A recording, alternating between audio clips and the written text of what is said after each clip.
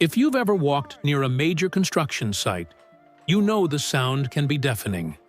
The clash of metal, the cutting, the brutal blows that make the ground tremble.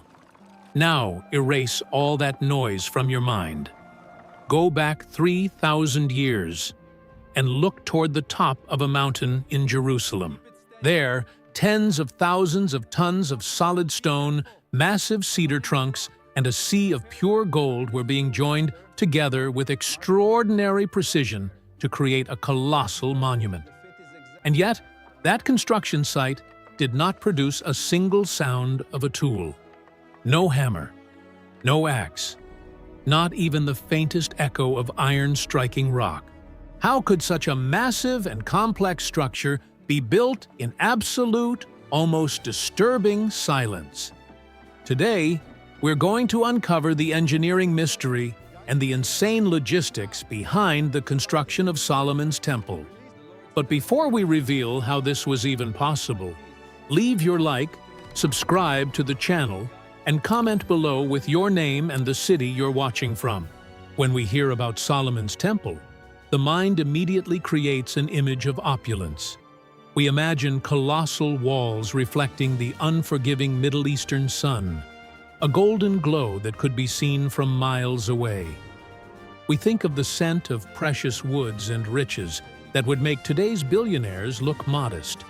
Without question, it was the peak of a kingdom's glory. But history loves to hide its greatest secrets in plain sight. The fascination with gold and the physical grandeur of the building ended up overshadowing a far more intriguing detail. A fact that, when examined through the mind of a modern engineer, seems to defy both physics and the logic of construction.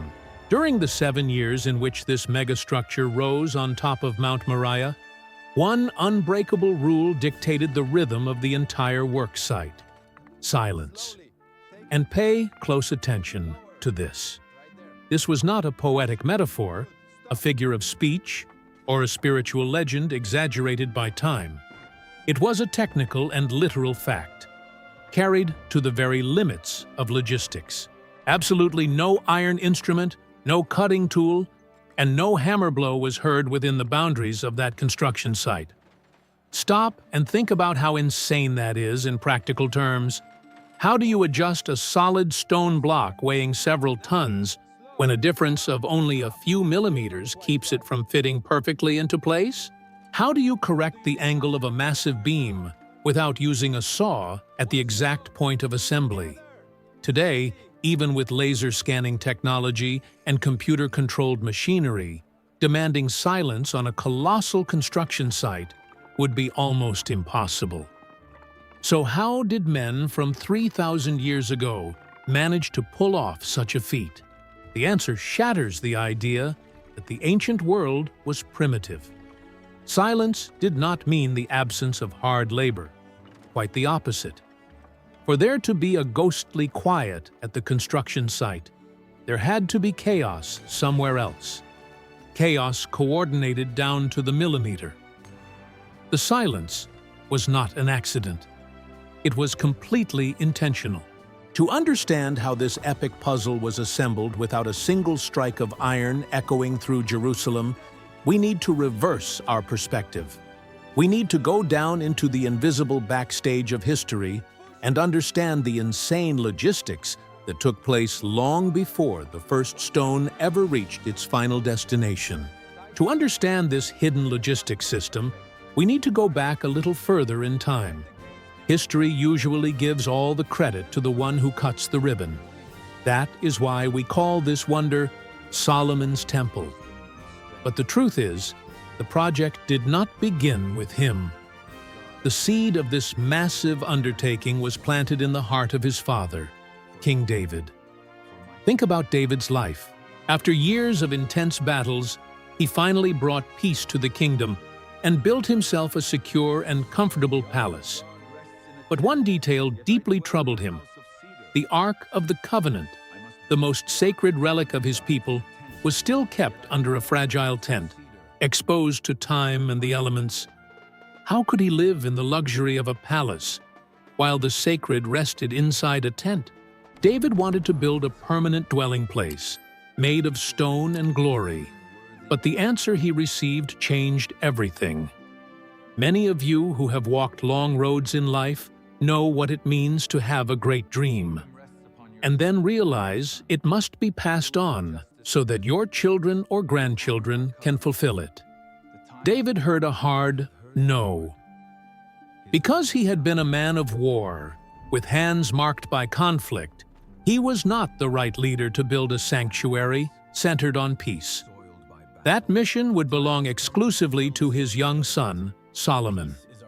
Most people, faced with that answer, might have folded their arms and left all the hard work to the next generation.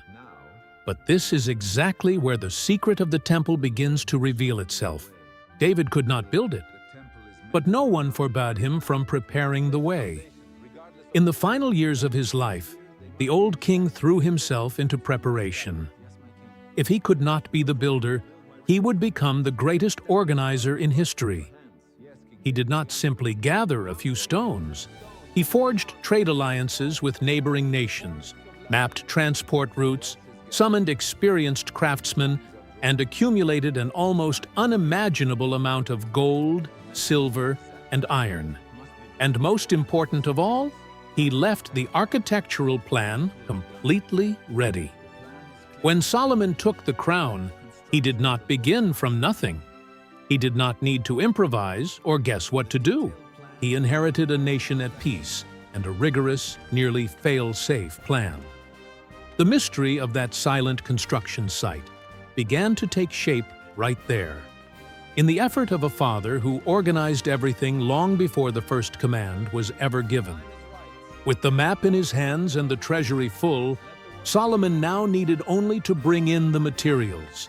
And it is at this point that the true colossal operation begins to take shape in the ancient world. Anyone here who has ever built or renovated even a small house knows the headache of dealing with materials. The bricks that arrive late, the sand that runs out, the wood that does not come in the right size. Now, imagine managing the arrival of materials for the greatest monument of the ancient world. With no trucks, no freight trains, and no paved highways, Solomon had his father's project in his hands, but now he had to bring that dream into the physical world. And nothing that would be used there was ordinary or close by. The raw material required a logistical operation that would keep many engineers awake at night even today. Let's begin with the structure. The project demanded the finest wood of its time, the famous cedars of Lebanon. Colossal trees, noble, resistant timber, wood with an unmistakable scent that could last for generations. But there was a terrible problem. Lebanon was hundreds of miles from Jerusalem. So how do you transport an entire forest across the ancient world? The solution was a masterpiece of navigation and human sweat. Thousands of workers cut the trunks in the mountains of Lebanon and dragged them down to the coast. There, they tied these giant logs together, forming immense timber rafts, and floated them across the Mediterranean Sea, following the coastline until they reached the port of Joppa. From there, those incredibly heavy trunks were dragged by brute force, uphill, all the way to the construction site in Jerusalem. And the stones? They were not ordinary rocks. They were massive blocks of white limestone, many weighing several tons, extracted from specific quarries deep within the earth. Added to that were gold, silver, and bronze, traveling in caravans along dangerous routes, coming from far away in quantities almost impossible to imagine. It was a global import network operating in perfect synchronization 3,000 years ago. But my friends, what truly amazes those who study this period is not the distance these materials traveled. It is not the crushing weight of the stones or the complexity of floating trees across the sea. The real turning point in this story, the detail that takes your breath away, is the condition in which these materials arrived at the top of Mount Moriah. They did not arrive as raw material waiting to be shaped, cut, or sawed on site. They arrived completely finished. And from this moment on, the great secret behind that impossible silence begins to be revealed. When a 10-ton stone reached the top of Jerusalem, it was not a rough rock waiting for the hands of a mason to give it shape. It was a piece of a colossal puzzle, carved down to the last millimeter while still at the quarry, miles away from its destination. Deep inside the limestone caves, far from the eyes of the people, the true construction site was taking place. Loud, dusty, relentless.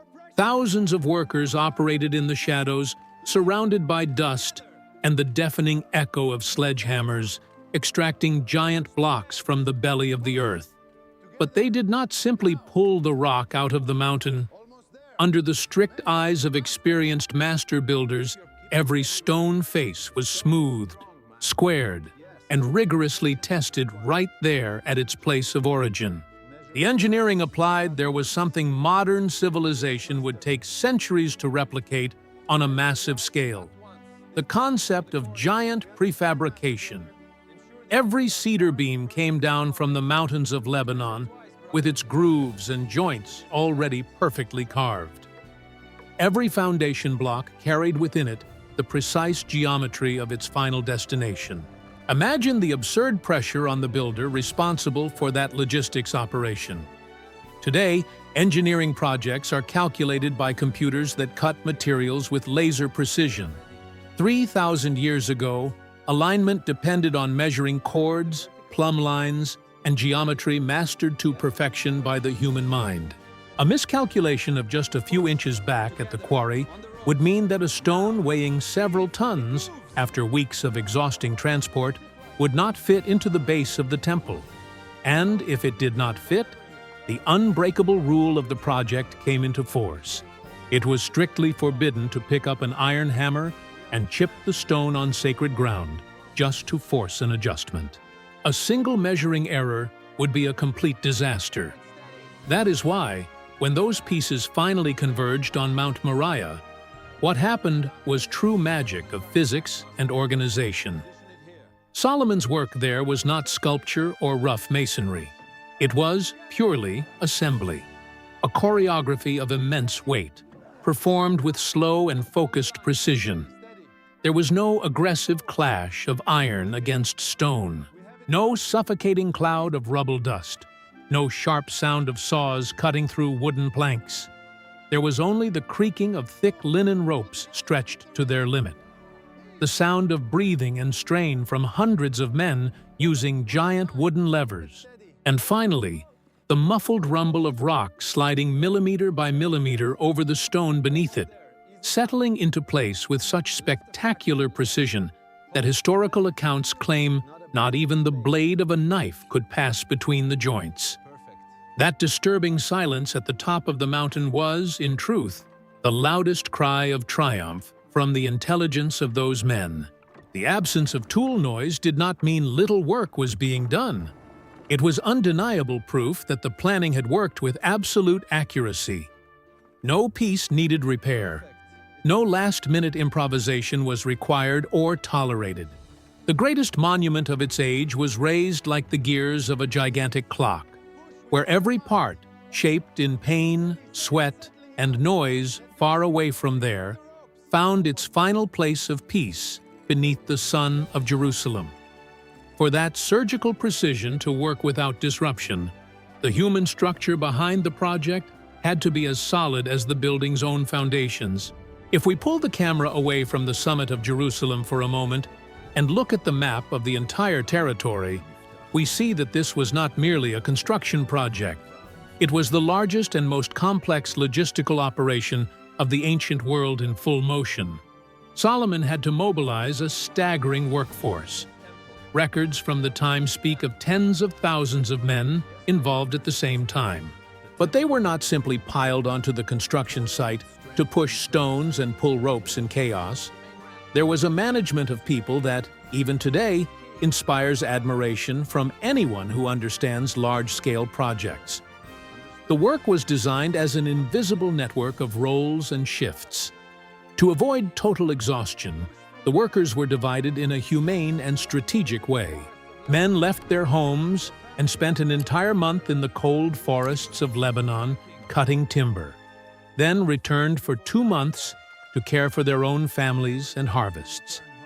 At the same time, entire armies of laborers marched along dusty roads on continuous routes, while master stonemasons lived deep inside the quarries, carving rock day and night.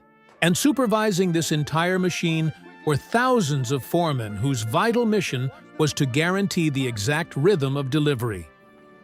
All of this happened without monitoring technology or instant communication. Only mounted messengers and unshakable discipline. The delivery cadence had to be perfect. If the carriers arrived too early with the heavy limestone blocks, the top of the mountain would become congested with materials, creating a dangerous bottleneck and breaking the order of assembly. If they arrived too late, the teams in Jerusalem would stand idle, and the entire work would come to a halt. It was this brutal, decentralized organization that transformed Mount Moriah into what we might call a ghost construction site. Unlike any other building project, there were no piles of rubble or leftover materials waiting to be cleared away. No rock dust flying through the air. No scraps of wood scattered across the ground. The environment was impressively clean. Each material entered the city gates at the right time, was received by focused teams, and moved directly to its final place in a clean and constant flow. And it is exactly at this point that the true soul of this story reveals itself to us. The brilliance and final glory of the temple would forever be tied to the name of King Solomon. But the backbone of this architectural wonder was carried by the sweat of thousands of men whose names were never carved into history. Ordinary people who accepted the heaviest, dirtiest, and loudest work far from the spotlight, in the shadows and in the forests. The astonishing silence of that sacred place was only possible because thousands of anonymous hands absorbed all the noise and impact long before the stone reached its destination. But why push logistical planning to such an exhausting and complex extreme? Was it merely the whim of an incredibly wealthy king? Or a display of vanity meant to prove the superiority of his engineering before neighboring nations? The answer goes far beyond pure construction technique. That disturbing silence was not just a pointless assembly strategy. It was the very soul of the project. It carried moral weight and deep meaning, justifying every drop of sweat shed by anonymous workers in distant quarries. To understand the true essence of this monumental project, we need to look at the tools of labor through the strict worldview of that civilization. At that time, iron was not seen as a simple practical tool of everyday life. Iron was the metal of sharp swords, deadly spears, and heavy siege weapons. It was the primary material of war, bloodshed, and human brutality. And it is worth remembering a crucial detail in our story.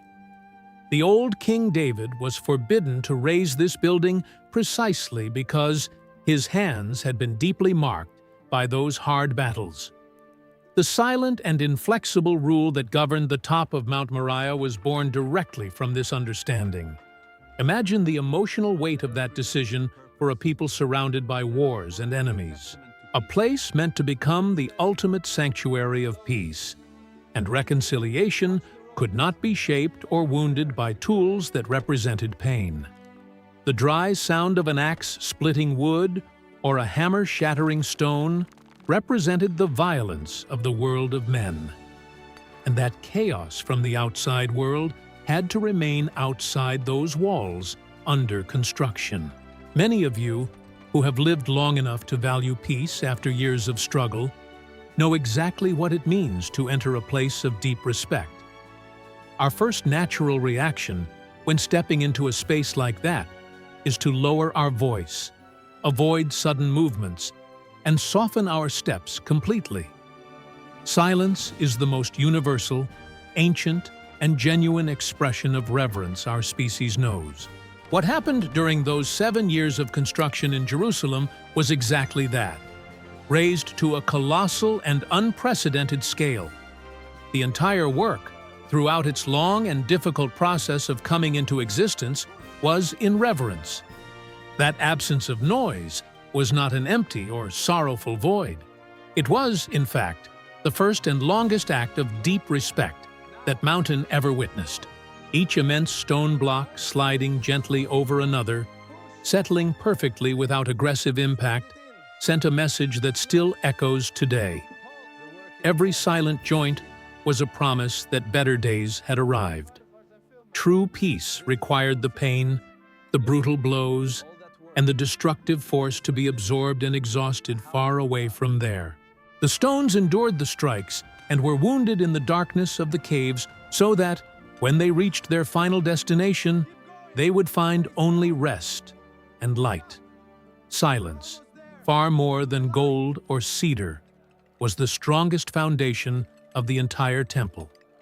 7 years, 84 months of uninterrupted work, physical exhaustion, relentless logistics, and planning pushed to the very edge of human capacity. Imagine the moment when the final piece was finally set in place and the heavy wooden scaffolding began to come down. The people of Jerusalem, who had watched from a distance that strange and silent routine on top of Mount Moriah, could finally behold the completed work. And what appeared before their eyes was not merely a new government or religious building. It was a vision that challenged reality itself and the imagination of anyone living in that age. Unlike the great pyramids of Egypt or the brutal fortresses of neighboring nations, which commanded respect through the oppressive dark mass of their bare stones, Solomon's temple was an explosion of light. The immense walls of white limestone, already formidable on their own, were not left fully exposed. The Bible describes vital parts of the structure being covered with something almost unthinkable on such a scale of construction: plates of pure gold. When the sun rose over the dusty, unforgiving horizon of the Middle East, its first rays struck the temple facade, transforming the mountaintop into a true golden torch. The brilliance was so intense, so overwhelming, that on the clearest days it was difficult to look directly at the building. It was a beacon of immeasurable wealth. But the true and deepest magnitude of the work waited inside, beyond the sacred and restricted entrance. After crossing the immense double doors, the atmosphere changed completely. The cold stone disappeared. The entire interior was lined with luxurious planks of cedar from Lebanon and floors of cypress wood. Absolutely no rock could be seen, and even that noble wood was not left bare.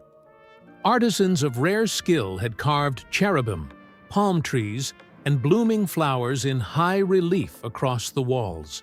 Over that exquisite artwork, more gold was melted and applied, molding perfectly to every carved detail in the wood. The floor, the ceiling, the doors, everything was wrapped in the most precious metal in the world. The deep, woody aroma of cedar, mixed with the soft incense burning on the altar, created an atmosphere that seemed to pull any human being out of their own time. In the outer courtyard, the monumental scale continued, now in works of polished bronze, cast through the genius of the master craftsman Hiram. 2 colossal pillars, known as Jachin and Boaz, rose imposingly at the entrance, symbols of strength and stability that weighed several tons. There was also the astonishing Sea of Bronze, a gigantic water basin supported by 12 sculpted oxen facing the 4 corners of the earth. These titanic works were cast far from there, in the plain of the Jordan River, using clay molds, and transported to the summit with the same silent discipline as the stones. The visual and structural wealth was so overwhelming that, according to historical accounts, when the famous Queen of Sheba visited Solomon years later and beheld that glory, she was simply left breathless. But here lies the great beauty for us. Now that we know the story beneath the surface, those who looked upon all that grandeur, who marveled at the sparkling gold and the impossible pillars, saw only the result. They saw the crown and the majesty of the king. Society did not see the weathered faces of the lumberjacks in the winter forests of Lebanon. No one knew the name of the mason who lost years of his youth in the darkness of a cave, squaring limestone. The people did not see the deep rope marks in the hands of the carriers, or the lonely agony of the foreman checking vital calculations in the dust of the roads. Those of you who have gathered the wisdom of an entire lifetime know very well that the greatest human victories work exactly like this. The world applauds the finished home, the family raised well, the harvest gathered after years of effort. The world only has eyes for the gold of the result.